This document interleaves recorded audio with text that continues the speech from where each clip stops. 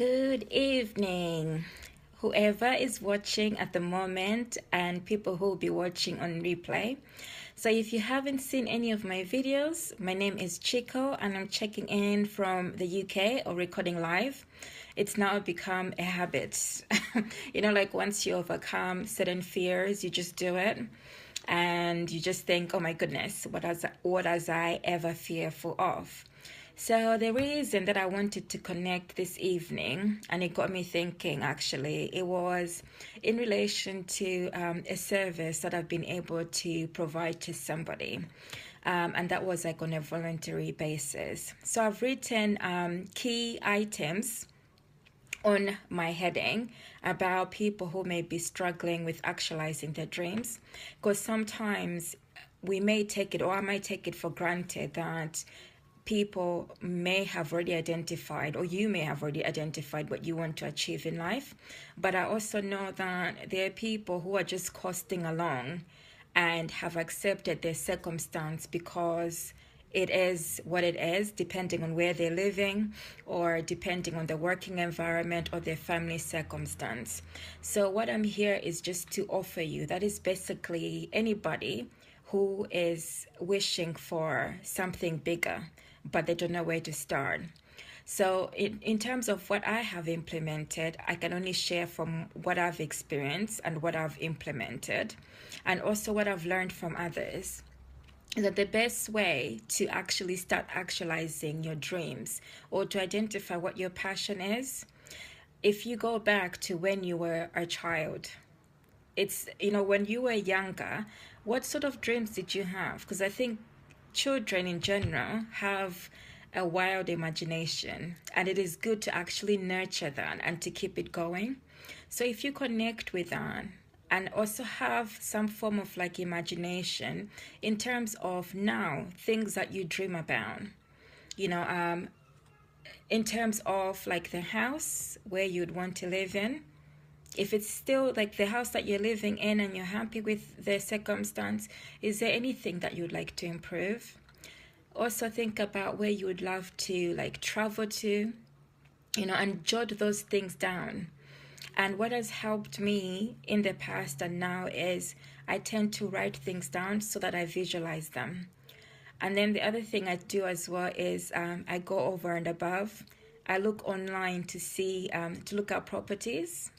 And I even remember like when I was younger, like with my mom, we used to, like in the US, we used to go around what we would call like house shopping.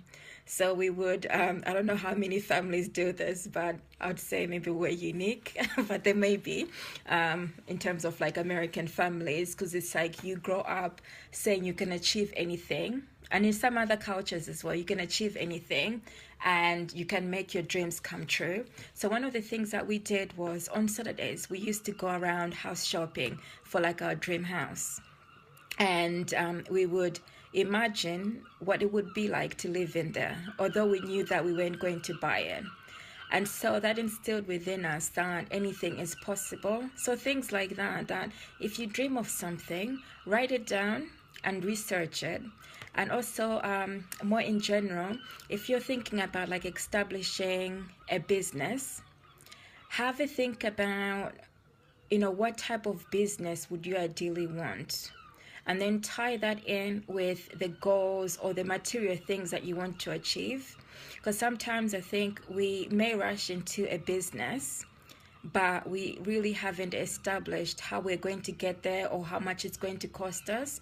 So when you start to outline things such as like your dreams, your goals, and materialistic things, and how much those are going to cost you in reality, then you can also align that with your business and think about how much your business will be generating income-wise.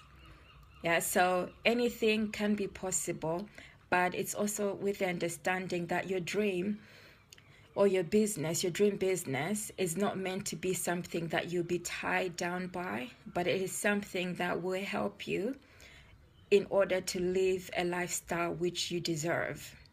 Yeah, so that your business is not something that you'll be tied down to, or shouldn't be something that I think generally most of us want a lifestyle where we're able to spend time like with their family, where we're able to travel.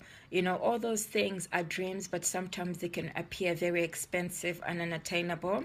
But when you start calculating and visualizing and actually spending time being creative, like as a kid, looking in magazines or looking on online, cutting out things that might be your dream. Once you visualize that, it sticks in your mind. And when you write things down in terms of how much your dream can cost you, that would actually help you to start working towards it. And then also having like an end goal. Yeah, so when I started in the beginning, I talked a little bit about helping somebody else today, and I felt great afterwards. Why it's beneficial to help other people is that if you haven't identified what your goal is in life, it's also generally good to practice.